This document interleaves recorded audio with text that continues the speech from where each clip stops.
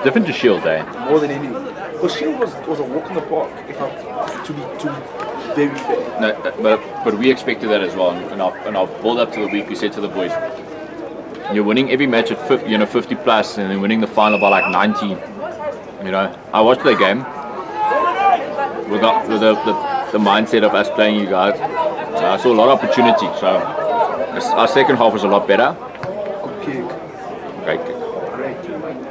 Yeah, solid kick. Oh, he was in front of him. If I can get all my players just aligned again, no one will beat us. There's actually just no chance. You guys are good. We are very good. I think the one thing I can probably text you on is your fitness.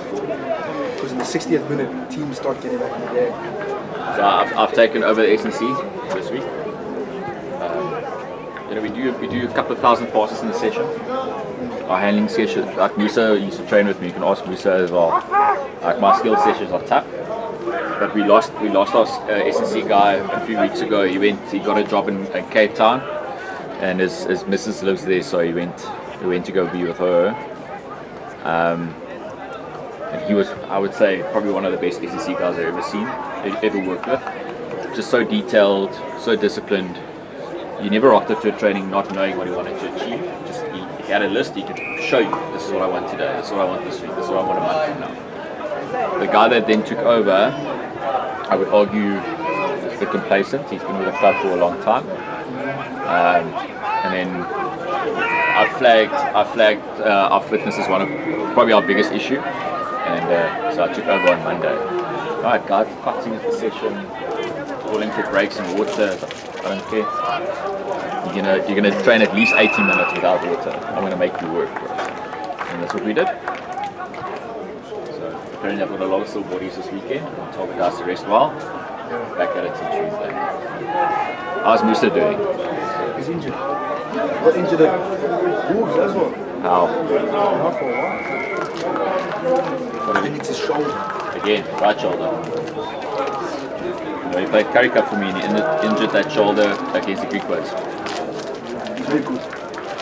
He was very good. You should have seen that man when he was under 20. Ferocious. He's lost a bit of that edge. And I said to him, I want to see that edge back there. The first time he rocked up to our Curry Cup training, he didn't run around you, he ran over you. And I remember the first training session, the first carry I called him in crosses. And I think the second carry against the Greek was made a pass, and as he went down, his shoulder went. And he was out for the season. It just hasn't been the same since. But his IQ is amazing. He can read the game. He doesn't say much as well. He's a man of very few words. He acts more than he speaks. He should have been, in my opinion, he should have been in our senior squad at the Falcons back then. And they should have used him. And he's gained a bit of mass, he's looking good. I was excited to see him play at Centurion. It's 21! I need to teach my kids, man. No, he was doing well. Yeah, solid. No, like a guy. Playing with him, he's a good guy to play with as well. He's a team player. Team guy.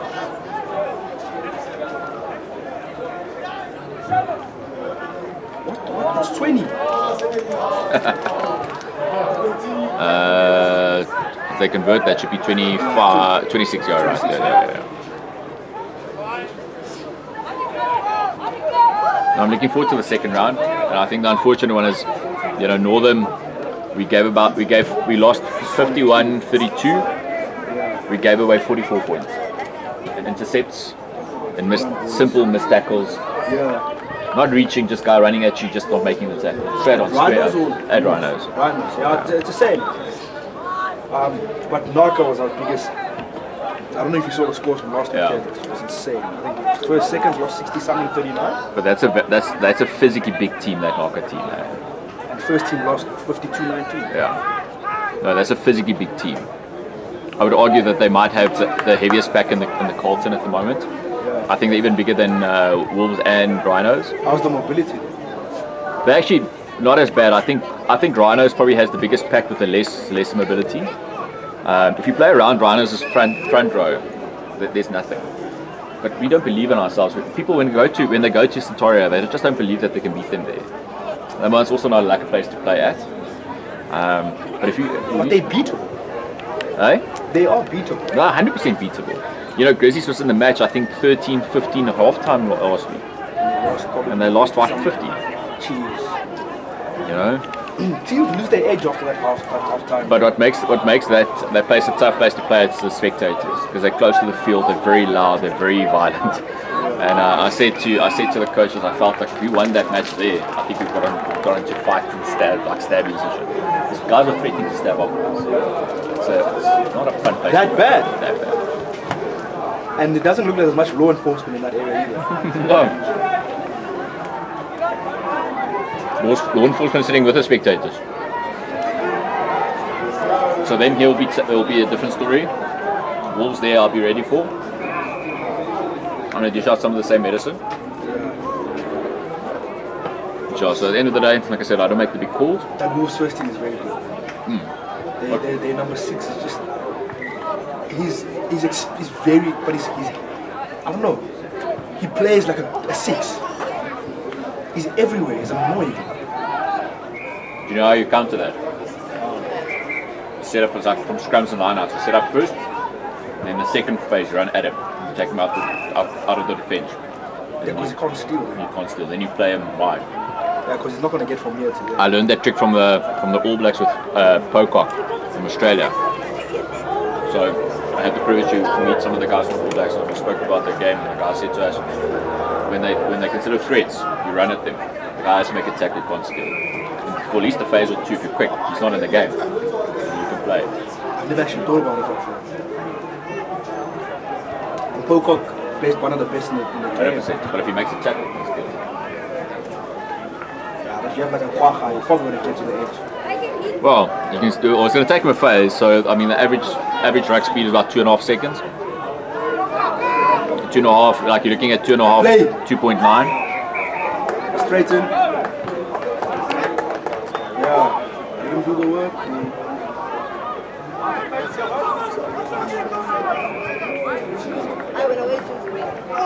You know, the ball moves a lot quicker than you do across the field. So, you know, we've done the same thing. You know, we said here with the lower ranked teams, we say we don't like defending.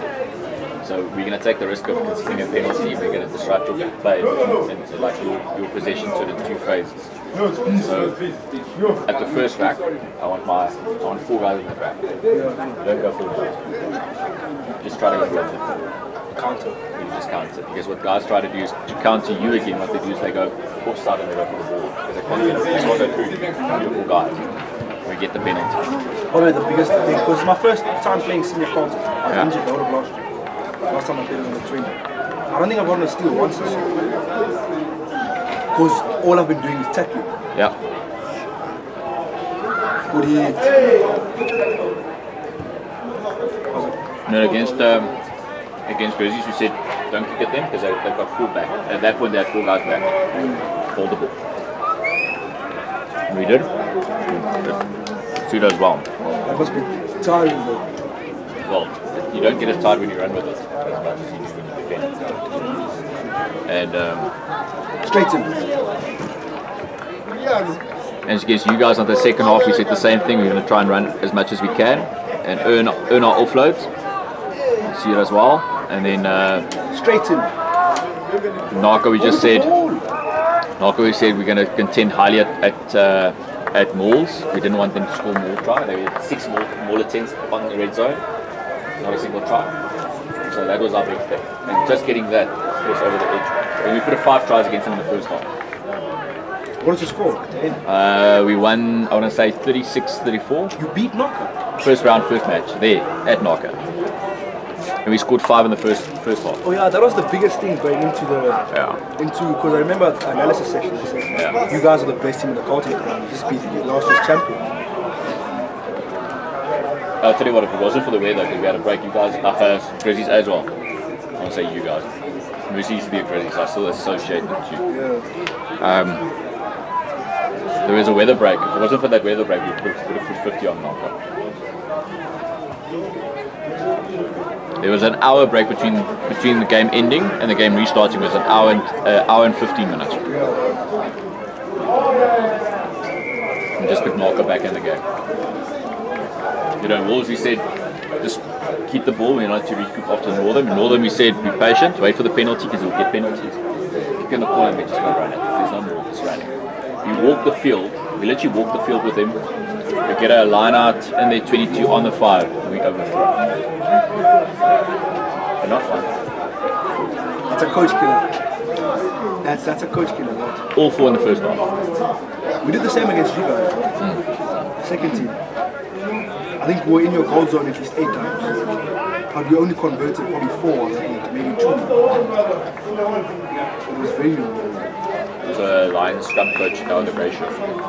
Really? It's all good. Does he coach the craving side, doesn't he? Coaches the URC scrum and then under 20.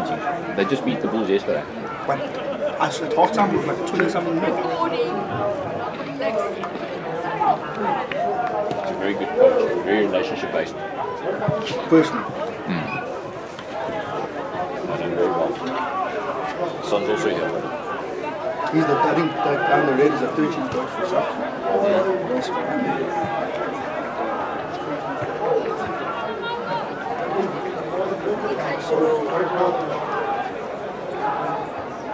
I'll finish up this year at Centurion. Yeah. We're going back to the pros next year. You?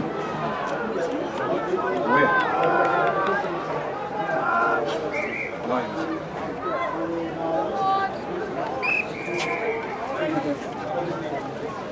Yeah. If this opens here, my skin is Good you think. Thanks for the chat, eh?